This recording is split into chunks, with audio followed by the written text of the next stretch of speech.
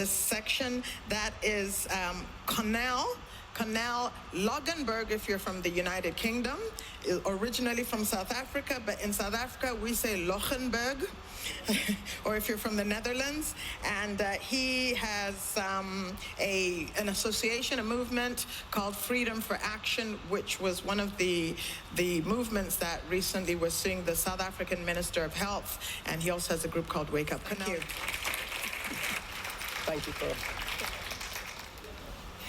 Yeah, so people always ask me, so who are you? I'm your brother from another mother. So we set up an organization by the name Action for Freedom. I know Perla said freedom for action. That's what you get. You get freedom if you take action. Do you want freedom? Yes. Do you want freedom? Yes. I can't hear you. Yes. Much better. Now, the government is fond of coming up with ideas and making laws, so they would put out a little notice there for the public. But they'd always put it up on a website and hope that the public would come and read and invite the public to comment and give their opinion. Everybody has one. Not all opinions reach people, especially not the government. So we wrote to the government. So we're a bit concerned about the period for public consultation, because they offered the public 30 days. We thought, you got 60 million people, 30 days. And if you remember from the outset, 11 official languages in South Africa. Now the law is very complex. They've got little statements that comes in Latin, like ultra vires. You'd think it's something to do with the virus or something. In abnitu, res ip locita. I can see some of you already looking lost. Nou, dit is die hele ding. Wanneer mense publikasies uit soos daai, soos hulle vra die publiek om kennis te gee. Yeah. How does that feel? Horrible, innit? So that notice was put out in English, right? And South Africa has 11 official languages. So we became concerned. How are you going to reach all people within 30 days? And we particularly focused on a group, indigenous group, Khoisan. And they speak a language which I only just started learning. Gangangs, that's the only word I've learned so far. It's not, it sounds like gangsters, innit? But it's not gangsters, it's a greeting, it's hello. So easy to misinterpret. So we wrote to the government, and we emailed them to the minister's email address, and all his associates, no reply. So we sent a recorded delivery. It got there. At first, there was nobody there. They left at 3 o'clock. But when you go on Google and you check their opening times, they're open 24 hours a day. We did the next week. They received it, they signed for it. So we thought, let's give the minister some time, let's be polite. Minister will read. Because we told the minister, you know, you've put out a notice under section 90, subsection 4C of the National Health Act. By the way, what it says there is the minister can publish regulations immediately without public consultation. But then he went on and said, I'm going to give the public 30 days. So we just simply informed the minister, if you wanted public consultation, minister, it's under 90 subsection 4A. Maybe the minister wishes to amend his notice. No reply. So we thought, okay, let's put the kettle on then. And we thought, we're only a newly established organization. Who's going to take notice of us? So, took the minister to court. Notice of motion. We're going to ask the court to deem your notice invalid and ultra vires. Ultra vires means you're acting beyond your powers. You're supposed to give people 90 days.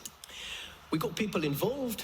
People were so interested. The court was packed. It was online. There were so many people. Our lawyer couldn't even get in. Well, proof that he did manage to get in eventually. That's him there. That's Advocate Sabanda that you see just now. And interestingly, we then received judgment. And this is the front part of the judgment that you can see, Action for Freedom versus the Minister of Health. There's no date on it, if you've noticed, and there's no court stamp, but that was the actual judgment we received. And then, at 2 paragraphs, paragraph 26, the judgment states, in any event, the criticism leveled by the respondent on the applicant's interpretation of Section 94C of the National Health Act does not hold water. So whatever the government thought Section 94C, it says doesn't hold water, and don't criticize us for it either. And they said that the government, they failed to provide any substance for their interpretation. End of the matter, right? We win. Check this out. Paragraph 39 of the same document, judgment. Therefore, I find that Section 94A and C allows the respondent to provide public comment within 30 days. You can't make it up. So we thought, this is rather perverse. It can't be the same document. So we applied for leave to appeal. What happened just a few days later? The minister put out a notice. We are amending the period for public consultation. We're now extending it by 3 months.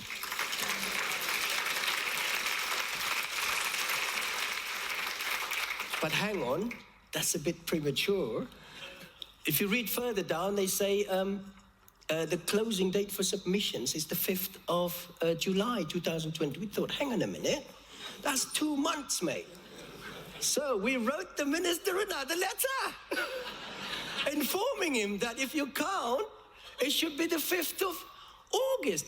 But we didn't just write to the minister, remember, because in court the minister said, never got your letter.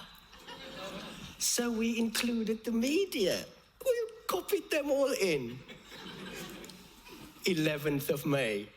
Comment period now ends 5th of August.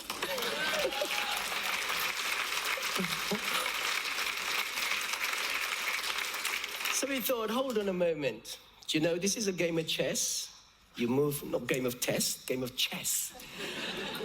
You make one move at a time, but you think 3 or 4 moves ahead. So we thought, we know about the international health regulations. You all think we're not aware. We put up a little petition and basically say to them, you know, there's a participatory democracy. You've got to consult the public, you've got to involve us. Lawmaking process involves us. If you don't involve us, maybe it's a good idea, especially if you intend for those laws not to apply to us, you're more than welcome to. But we said, hold on.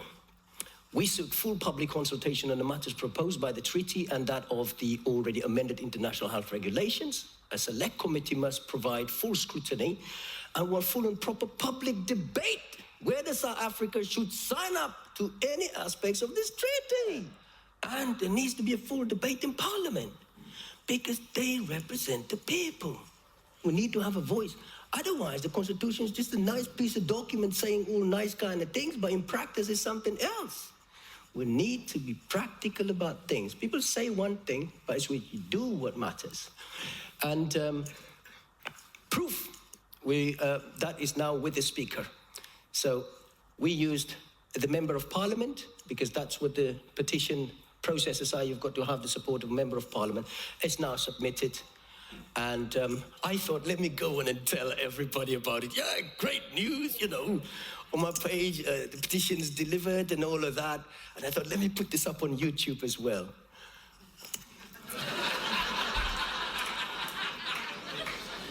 Sorry, your content does not comply with our community standards. That's where we're at now. So for Neil, who said that perhaps he doesn't know what to do in order to get your YouTube badge, that's what you do. Thank you. Thanks, Canal. Take care. Well done.